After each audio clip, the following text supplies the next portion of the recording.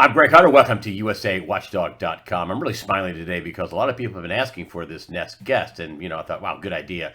And he's fun to listen to. He's one of two people that got this right at the beginning of 2020, and he got the markets 100% on the money. He said, "quote I'm more worried about a 40% drop than a 5% increase." After he said that, and he said his clients were out of the market. And after he said that, I think the markets rose a couple of percent, and it went down 38%. And so, ding, ding, ding, right on the money. And he's back, and he's one of the top geopolitical and economic cycle guys in the world. And I'm happy to have him on. I'm excited. Charles Nenner. Charles Nenner, how you doing? And thanks for coming back on USAWatchdog.com. I'm doing fine, and we have a lot to talk about. Well, you said in the pre-interview, you said, yes, we got the markets right. You got your people out of the market. You clearly said, my people are out. I told them to get out, get out, get out. And so, and there was good reason because it was pretty ugly as your cycles were showing you, and as you said on the air in the end of January. So, but you said, wow, we made more money in the gold market. So, tell me about the gold. Let's start with the gold market. Well, as you remember, we know each other for a long time, but I don't know how long. We went long gold, I think October, November 2011, if I'm right, and the price tag was 2,500. And so we went out just around 2,100, and the price target was 1,850. We hit 1,850 a couple of days ago. So we bought back, and we played this long-term gold market. And for 150, 200 points, we'll go in and out because it's worthwhile. So the cycle is up for much longer. 2,500 is the first target. It could be that we get higher targets. And since I don't really believe in the stock market, we talk about it in a minute, most of the markets that we follow and do very nicely in is the gold silver market, the crude market, the bond market, the dollar. It's all very simple and normal. And this stock market is not going to end very well. Well, let's talk about the stock market. And you said 2011, so you were long gold up to 2011. Is that no, right? No. We started in 2011, I think around 1,200 something. And then every time that there's a correction of 150 points, at least, then we go out and we buy it back. Oh, so you've been. Oh, in other words, it goes up, down, and it goes up, and then you sell. So last time we went Okay. out just below 2,100, and we bought back around 1,850, which was the downside price target a couple of days ago. And you think that I guess the physical commodities market, gold, silver, oil, wheat, rhodium, whatever. That's where you're focusing like a laser, not the stock market. Let's get that first. Well, we also do stock market, but I try to teach people because there are a lot of new investors these days who still don't know really how to behave in markets. And I tell them it's much easier to do the other markets. We're also doing the stock markets. Like I said, we talk about the situation in a couple of minutes. But you don't always have to make your money in the stock market.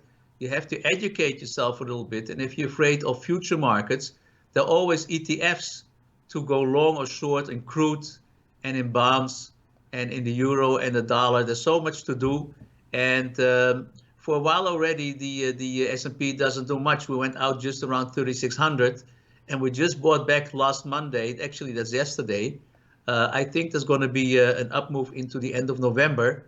But it's going to be selective. And I'm afraid everybody who's putting all his money, taking a loan against his house to continue to buy calls, the call buying is exceptional among small traders. And I try to teach them, you don't have to make the money in the stock market. And then the answer usually is, I don't know anything about the gold market. And then my answer usually is, what do you know about the stock market? I mean, you can listen to the media, but if you would ask the CNBC or the journalist, you think the first 10% is up or down, they wouldn't know. So you also don't know about the stock market. It's just an illusion. So, near term, you think the stock market's going to be on the rise going into the election. Why? I have no clue. My system is that it shows what's going to happen. And the same thing happened when this market came down. We talked about the black swan situation. I said, instead of looking what the black swan situation is going to be, black swan means that the guy who wrote the book says something's going to happen, but we can't figure out what. Stop figuring out what and try to figure out when. and by that time you already will see what will happen. But again, everybody's conditions to understand why. The economists are being taught why and not when. So we do the work when, and we see later why it happens. Do you think? I don't know if you know. I don't know if you want to get into the political calling. Do you think Donald Trump is going to be elected president? You think that might have something to do with it, or do you have? Are you just a political atheist and you don't? No, no, absolutely not an atheist. It just gets so crazy that A political atheist, not an atheist, but yeah, politically. So looking at the stock market, then we have to assume that Trump is going to win. So that's what you think. The market's already signaling that Trump's going to win. That's why you're seeing the steady like this. Wow. That's your best guess on that. But overall, then you said I don't really believe in the stock market. Then let's expand that longer term. What about the longer term for the stock market? You think it's going to go up to November, and then what about after that? Why don't you like the stock market? Well, as you know, the stock market is still very overvalued, and one of the indicators we follow is what's called the Buffett indicator. You're probably familiar with that. And that looks at the whole capitalization of the stock market compared to the GDP, and it's extreme. I think it's more extreme than in 2000 at the bubble. If you put emotions aside, you have to buy low and sell high, but then you have to have indicators that tell you what is low and what is high. So for me, this is high, based also on fundamentals. But based on the cycles, we can try to test the highs one more time. But then it's not going to end well, because then everybody will try and get into the market. And then the whole thing is over. I already see now that there is a lot of distribution going on by the big institutions. So you would ask me, how do you know there's a distribution going on? Let me give you an example. If an institution has 500 million in IBM, and they want to sell IBM, and IBM is at 100. If they sell a lot in the market, then IBM goes down, so they can't get out of it. So what they do is they sell, and then they buy 10,000, 15,000 shares best, so at market, so it shoots up, and then they sell 100,000 again, and they buy 10,000 again to get the price up, and I follow all these things. So that's how you see there is distribution going on. And when they're finished selling, that might be the reason that the market goes up one more time, and then the small investor is holding the bag. And you have, and we've been on this ground before, but I want you to kind of explain it and the way it looks now. And that is, you can probably lean back just a little bit in your chair. Go ahead and lean back. There. There you go. There you go. Good. Because you were just a little you're cutting off the top of your head. But anyway. I like to lean back. That's good. Okay, good. Not criticizing you. I just want you to look, perfect, because, you're a beautiful guy. But you said in the past, and how does this play into your scenario? We think, it's going to go down to 5,000, and a lot of people have ridiculed you for this. Other people have said it's going to go down to 5,000 or 6,000 as well. Other people don't think it's good. Martin Armstrong says, the problem with the market is everybody got the same thing, and when everybody wants to sell, the whole thing's going to just crumble. You need to be in, and he's talking about you need to be in other commodities, soft commodities, and gold and silver and oil, and you need to be in other things, not just everybody's got the same basket of stuff in their stock portfolio. So back to you. You say you don't like the stock market, and you've said in the past it's going to 5,000. Is that changing, and why or why not? It's not changing, and a couple of years ago it sounds very crazy, but if this virus situation gets worse, and I think it's getting worse, we talked about it, and they're not getting it under control, that could be a very normal reason this thing goes to 5,000, because everything till now is an illusion. I don't understand the attitude of people, but soon it's going to be much worse because the winter is coming. And I understand from my colleagues that I know from medicine, because I'm a medical doctor, that there seems to be a mutation going on in the virus, and this is going to be a big problem. And when cycles turn down, then everybody realizes what's going on. As long as cycles turn up, they say, well, it's not so bad. So the interpretation is positive of what's ever going to happen, but the facts stay the same. But when the cycle turns down, then the market's coming down. And and over in Europe, they're having a big. You're over in Amsterdam, Holland, right? Over in that neck of the woods, and so they're having a big resurgence in Europe, right? I mean, they want to have a new lockdown in the UK, and they're wanting to go after Boris Johnson's powers to lock everything down, and they're having protests, and so so the virus is getting worse in your neck of the woods. Is that what you're saying? That's what you're. Well, you don't even have a second wave because the United States is still in the first wave.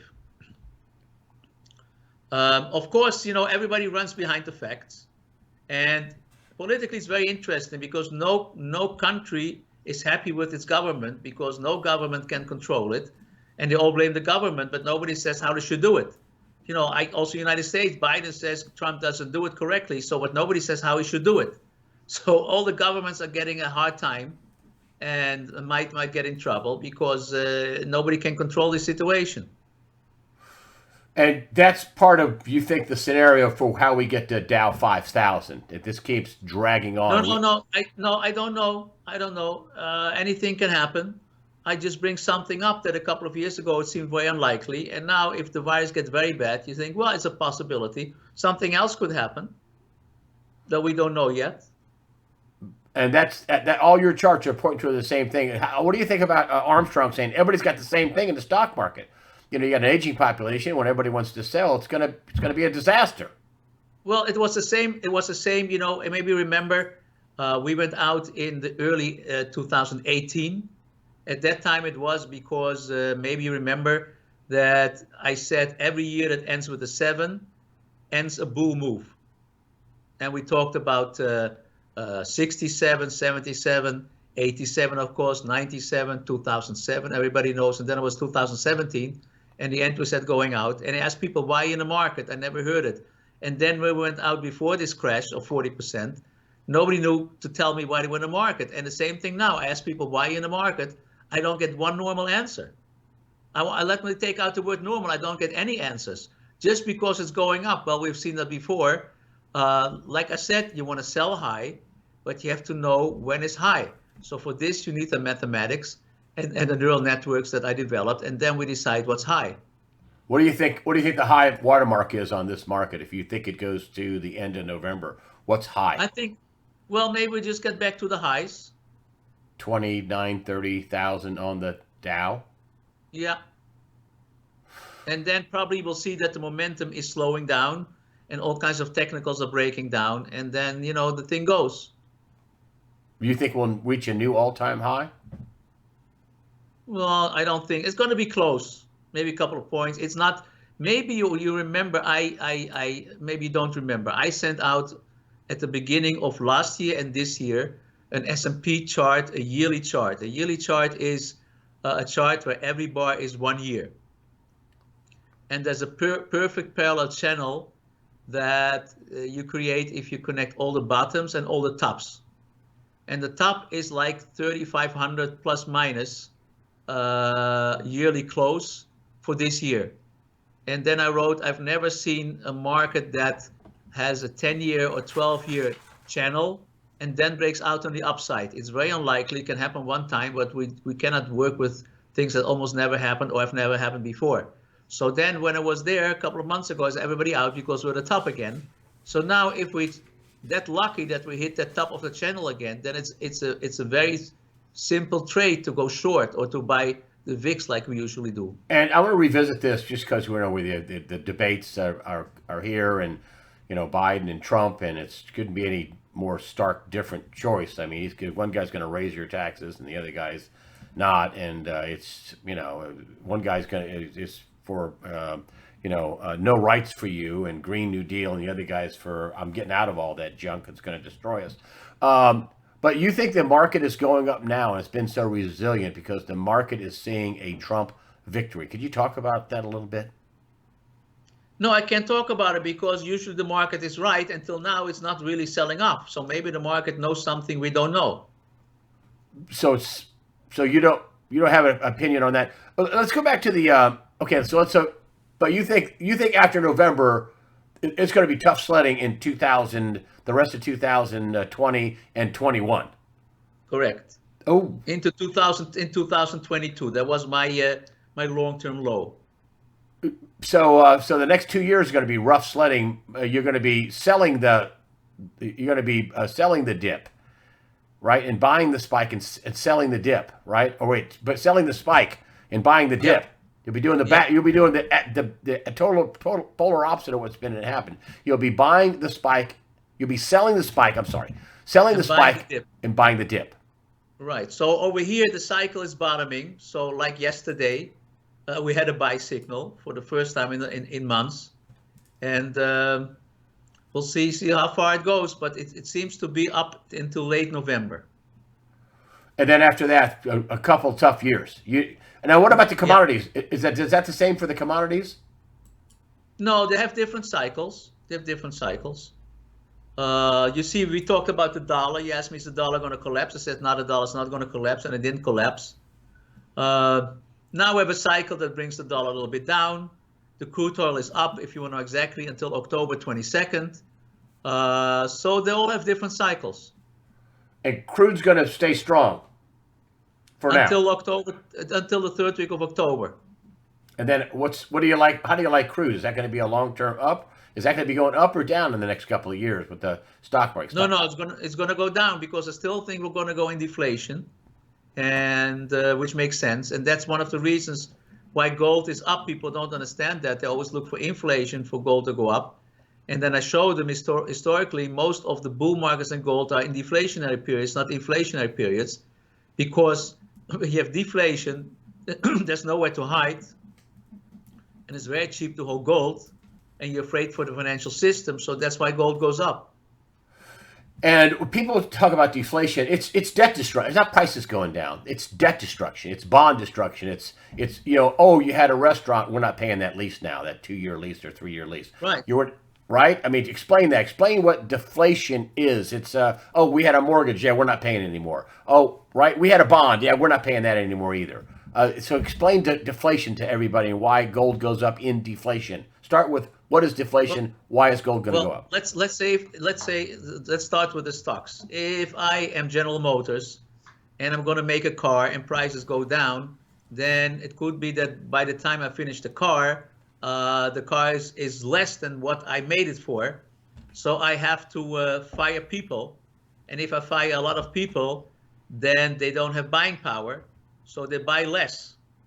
The second thing is, if you have a financial crisis or people don't trust each other anymore, like they did in Europe, in Greece and Italy, then the rates, they shoot up, which brings the bond market down. And one of the problems in the bond market is that we had to have a bull market of 30 years. And brokers and people don't even know what it means to be in a bear market of bonds because honestly, there's more market in bond markets than in stock markets. So that will be very bad. Now look what happened in real estate. You thought you're safe in real estate, but companies are not buying malls renting, but they don't pay the rent anymore, or they negotiate and they're not going to pay anymore. So that's also not a safe place. So there's not much left. So people go into gold and store it away. For the worst case scenario, even, be sure if banks don't survive, they have the gold. Very good. Very good. And you think real estate is not the psychedelic shack, not where it's at.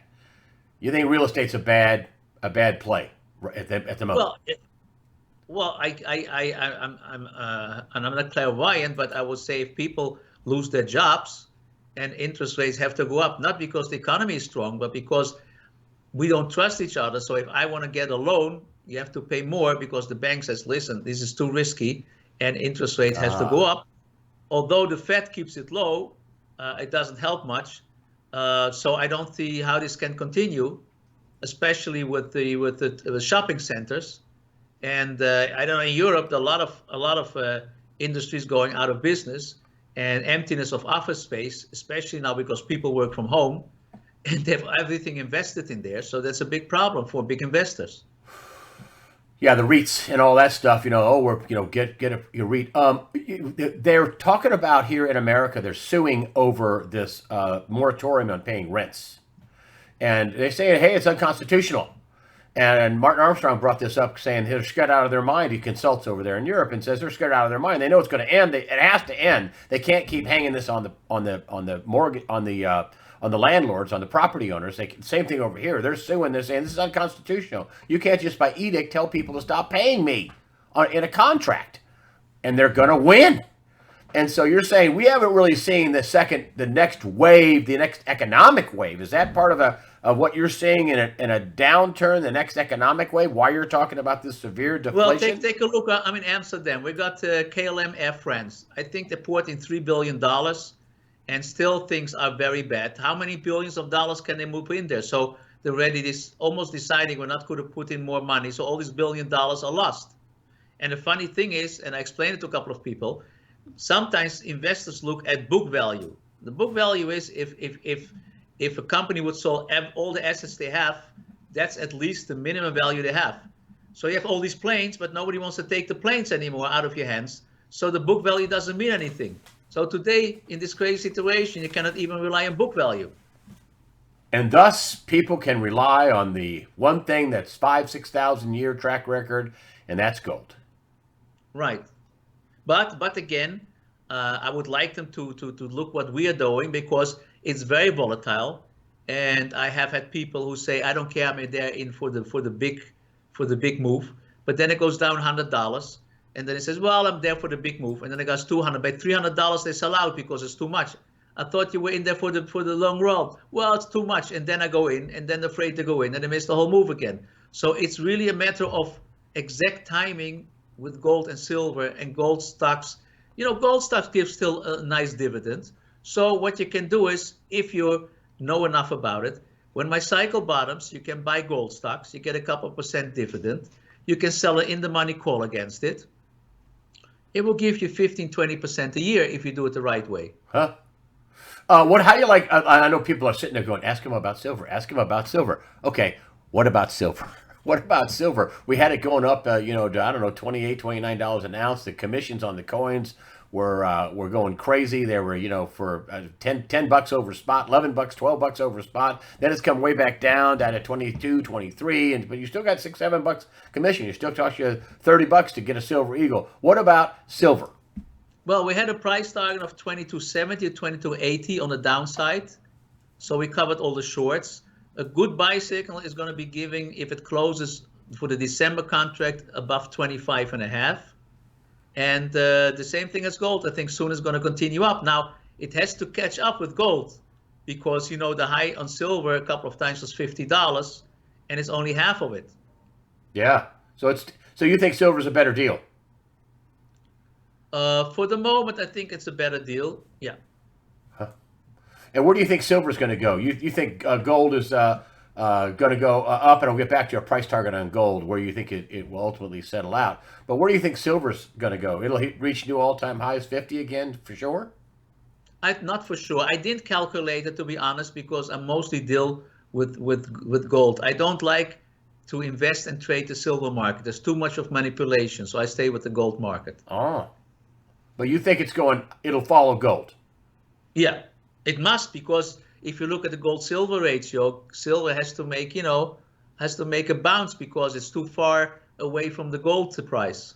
Ah, okay. And then where do you think ultimately gold's going to go? Where should it go to in this environment? And this is well, for almost 10 years, we have a price target of 2,500. Right. My problem was, it's still up for a couple of years. I said when we were at 2,100, we probably go higher, because we still have a couple of years to go. But then it came down, and it takes time.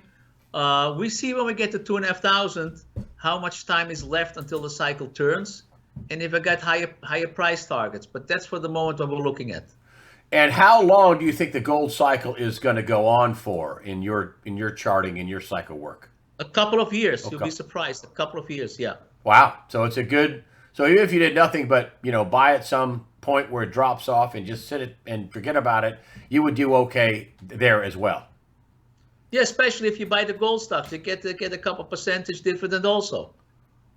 And is it because of the more they're talking about more money printing? I mean, the Democrats have a $2.5 trillion plan on the table. The Republicans, as fiscal conservatives as they are, they only want to spend another $1.5 trillion. So is that the same thing going on in Europe? The money printing, everybody is printing currency to try to save their bacon. Yeah, because it's only short term. I think we once talked about it, that if you let's say in Holland, they have one of the biggest pension funds in the world, together with Norway. And if you work here, then you have to give a percentage to your to your boss, and he puts it in the like in the IRS for your pension. But these funds over here, they buy bonds that give you 0%. And I've been talking about this on television. I says, how come nobody's outcrying? What is this nonsense? That you give your money for 30, 40 years and they put it in bonds that only give 0%. So you must understand that soon there's no buying power because it's an older population over here. The same thing happened in Japan because there was an explosion of children after World War II. And we're all 60, 70 years old now. And if nobody has a pension, then a big population doesn't have any buying power. So you can just count on one hand that the whole thing is going to collapse. Thus your deflation scenario. Yeah. It's just all the different components of the deflation scenario are going on. So they have all kinds of tricks to keep it going as long as they can. And I wrote an article. I said, listen, if it would be so simple that the interest rates are low, the Fed keeps it low, and the stock market goes to the roof, then we should always do that. Then everybody's rich. But of course, it doesn't work like that.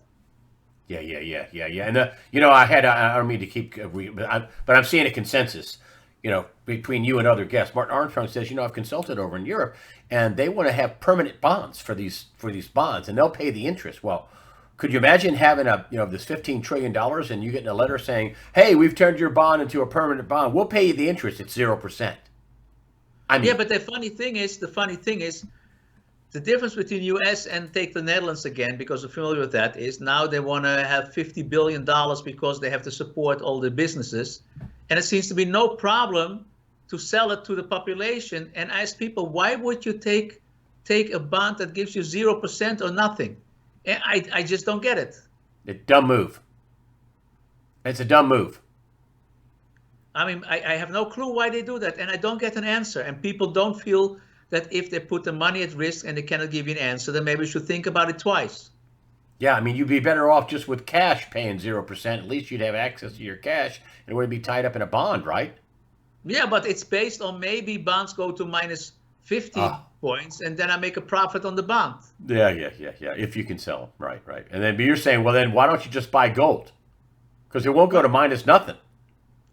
Right, but gold, you really need timing because they're very sophisticated, the metal traders, and they always get you on the wrong side of the market. As you remember, I cut a couple before the heist, then everybody started buying gold and silver, and the media were very positive. Now you don't hear them about gold until it goes up again, and then everybody says, "Oh, let me buy some gold," and then it's over again.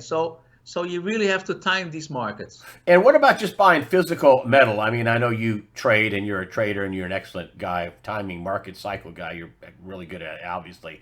What about for the people just, hey, go out and buy yourself a silver coin every week or every 2 weeks. Just buy it and hold it and don't worry about it. Is that I don't know how much the premium is. So I don't know if you pay too much for it. I'm not familiar with that. But would you own physical metal in your portfolio? Would you tell people to do that? Well, I tell people who do that, I have big institutions, it's very difficult. The COMEX seems to have problems delivering gold, and to get the gold in the right place and the taxes on it, it's not worth it. So you wouldn't be a physical holder of gold? Well, I would like to, but it's very expensive. What happens if you bought it at at 10.5? What if you bought it in the last low? It was at $1,500. Yeah, but to get it to the place where you want to store it, and the taxes and all the paperwork, it's a big deal. Oh, you're talking about institutional investors, though. You're talking about bar guys. That's what they tell me. Well, I'm not an expert in this. What about somebody who's just holding some coins? Is what I'm asking. Little people, small people that. If you don't buy a big premium on it, if you don't pay a big premium, I don't know how much a premium is over the gold price. Got it. Just don't overpay for it if you buy physical. Yeah. But you think you have to calculate why the gold price at that moment and see how much to put on top of it and then see if it's worth it. And you still think, though, over the next couple of years, at least $2,500 gold? Right. We have that already for 10 years at target. And when will that change? Will you adjust that a price at any time in the next year or so? Is that up for adjustment, up or down? No, usually it's not. But if you follow me, it's possible. But usually it's the longer the outlook is, the less chance that it changes. Oh, Because as we once explained, something goes up with a certain momentum, and like you shoot a bullet up, you can calculate how high it goes. And if the gold price goes up with a certain momentum, you can calculate how high it goes. It's a mathematical situation, a formula that a computer calculates, and usually it's correct. and you're right now. You think the top on gold is 2,500? Right. Wow. Some people are saying it's going to go much higher because of all the money printing and all that. And you say, yeah, not your work. You're not saying it could go. Well, what I'm saying is, if it gets to 2,500, it could be that the computer calculates a higher price target, Ah, and we still have a couple of years to go. So I would say if we would live in half a year, there's a good chance that we get higher. If we get there only 2 years, then I would say, well, the chances are less. I got it. Let's talk about your war cycles because a lot of people don't realize, or they buy your service for market timing and cycle work there, but you also have a big war cycle timing. And this question's just jumping out at me when people were asking you to come on. I thought, I want to ask about this peace deal. I also think if the peace deal is going to be good, Trump has to be in office, and nobody's going to sign on if he's a lame duck president. So. But they got, UAE and what is it, Bahrain have signed on to this peace deal with Israel, and they think many more people are going to come on and sign on. Do you? But that doesn't change the war situation with Iran, because they're all lining up against Iran. So you think this plays into your war cycle? Tell me what you think about this whole deal. Well, let me compare it to the stock market. If the stock market makes a top, then usually one stock after the other goes down until the whole index goes down. If the war cycle says I'm going to have a big war soon, then you see small wars starting all over. And we talked about the social unrest cycle in the United States. It's all coming out. You see what happens in White Russia. And you see now Armenia. There's everywhere. It's explosive. And so that's like stock by stock going down until you have a big one. And I don't know where something is cooking. You remember years ago, I said the problem is going to be because of the Chinese islands in the sea, and I still think there's a big problem going on over there. It's still a problem, just like you had said, and that was before everybody was like, "What? China? We're going to have no, it's Russia," and you were like, "Nope, it's China." Yeah, and China's it's going to be China. Still a big problem. Yeah, and I think if there would ever be a conflict, I don't think. Well, I don't want to be too pessimistic, but I don't think the United States has a chance against China. Really? No. Why? Because we're a democracy. The United States is a democracy, and until they make a decision, it's too late. Look what happened at Pearl Harbor. Look what always happened at too late. In China, it's like they don't change the leadership, so they can have a long-term plan, and they can plan, and they prepare themselves in advance. The United States only runs after the facts. So, do you think there's a war cycle coming for China soon? No, there's a war cycle in the world. I don't know where it's coming from. I mean, do you think China and the U.S. could go to war soon? It's hard to say what would happen if China tries to take over Taiwan. What will happen? I know as much as you. Because if the United States wouldn't do anything, then, the whole picture in the world changes. And this peace deal in the Middle East, you don't think much of it? There's some more people signing on. Do you think that's anything significant, or where does that play in the peace deal that just happened? Well, for Israel, it's very positive, but it all is under the pressure of Iran, because they're all afraid for Iran. So they're going to make a pact to resist Iran. And the more Iran feels itself in a corner, the more dangerous it gets. Very good point. So you don't think the peace deal is for peace? You don't think it's going to help peace? Well, short term, it's for peace. It's peace between Israel and Arab countries, but there's a price to be paid. It doesn't change much because Saudi Arabia is afraid to stand up against Iran and maybe Iraq by itself. And now they have some companions. So the situation stays the same, but it doesn't look better now because they make an agreement with Israel. And the next war cycle, you said that we have to have a war cycle, World War I and World War II we're really the continuation of the same war because it's the same thing. You said that, every second decade in the 20s, in 1920, we had 1917, 18, 19. I was at World War One, and World War Two was 40, 41. Right? Napoleon and everything. Okay, Yeah. so So what about this one? Explain the war it's cycle. about time. If we get through this next 3-4 years without a major explosion, then we're safe. But this is a very dangerous period. Another reason why the Dow can go to 5,000. Like I said, I don't know what's going to do it. Something's going to do it. And that's just you can't change that 5,000. People laugh and snicker and wow, we're 27,000 or Dow or whatever, and you're like, you can laugh all you want. Well, in 2007 we calculated. In 2006 the Dow was 10,000, and you can see that if you go to my website. I was on CNBC in 2006, I think, and the Dow was 10,000. I said it go to 14,300. And it's going to collapse. And then on the 27th of 2007, I was on, and it was exactly at 14,300. Now it's 43%.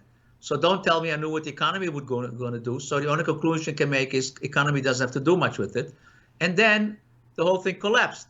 They asked me, can it go higher than that? I says, no, everybody out of the market. You can just play it. It's 5 minutes. And then in March 2009, we went totally long again. So it works pretty well. And it's always like that. Years after that, people say, well, it's right, but in the meantime, they lose their shirt. And if you're in the market right now, you've gotten all your money back, you had this big 38, 40% decline, and you just wanted to play it totally safe. Would you tell people to get out of the market now and not trade it? What we have is we have leaps. Leaps are long-term calls. Uh-huh. I say you buy calls that at least go out a year or 2 years. And that's so have a limited risk on these situations, and that's all we have. In the past, now in January, I told my clients to get out of the market, but you're not doing that now.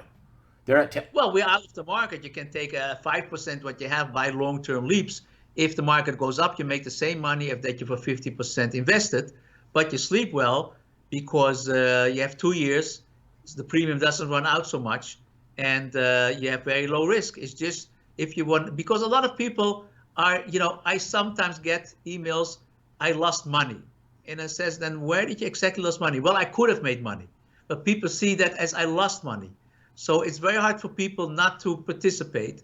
So it says no stocks, then buy some long-term calls on the things we gave them, the stocks we gave them. And your risk is very limited. And if it still goes up a couple of 100 points, then you make a profit. And you'd be more inclined to be invested in gold, silver, mining stocks. Would it be energy? Would energy be in there with this deflation coming? No, not energy. No energy yet. But again, before I answer, I really like people to look at my research. They can take for free. They can have it, I think, 4 weeks. I see how we do it, because I don't want to be there and they says I bought because Nenner said to buy.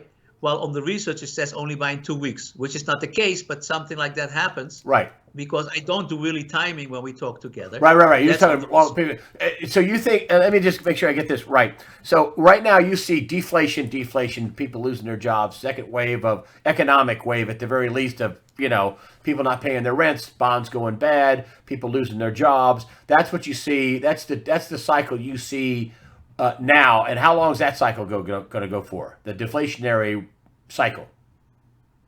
Well, it can take several years. I think we'll get the same situation as in Japan. As you remember, in Japan, the market topped in 1980, and then for 10, 20 years, it didn't do anything anymore because there was deflation. The population was very old, and there's not much you can do. So I don't know exactly what can be done. I mean, out of ideas, how low can interest rates go? How many packages can they issue? How many checks can they issue to help people? And then when do you see inflation then after that? I just want to. Yeah, because then the cycle bottoms, and then you get inflation. I'm not against inflation, but you just have to time it when it happens. So for the next few years, deflation, and oddly enough, gold goes up in the next couple of years. Right. Because it goes up more in deflation than inflation. Right. According to you. Yeah. All right. No, according to history. No. You can look it up. If you have a chart of a couple of 100 years, you see when there was a bull market, Deflation is the normal situation, which we don't remember because there was our age. What we remember is inflation. But for hundreds of years, deflation was the norm. Huh. Charles Nenner, I could talk to you for a long time, but your research is on charlesnenner.com, I believe is your website. We'll put links up. You say you get a month's free if you sign up. We'll put up your sign up page. Thank you for coming on. A lot of people have been asking for you to see where you think we are. It's shocking, some of the things you say about, well, the peace deal, that's the corners Iran. That's going to be, that short term, yeah, sure, yeah, but not, no, corner, if Iran feels cornered. It's going to, and that's a corner in an animal is dangerous, right? Yeah. So, but again, I want to mention that if I say something, it doesn't mean tomorrow it's going to happen, because that's what the research is for. We just talk about the big picture. That's right. I understand. You're telling people not to trade off this interview. Buy the research. Right. Don't trade off the interview. This is long-term stuff. Right. Okay. All right. Ideas. All right. All right. Now, Charles Nenner, thank you for joining us today on USAWatchdog.com. Always very interesting and very cool to have you on. And thanks for coming on. Appreciate it. You're welcome. See you soon.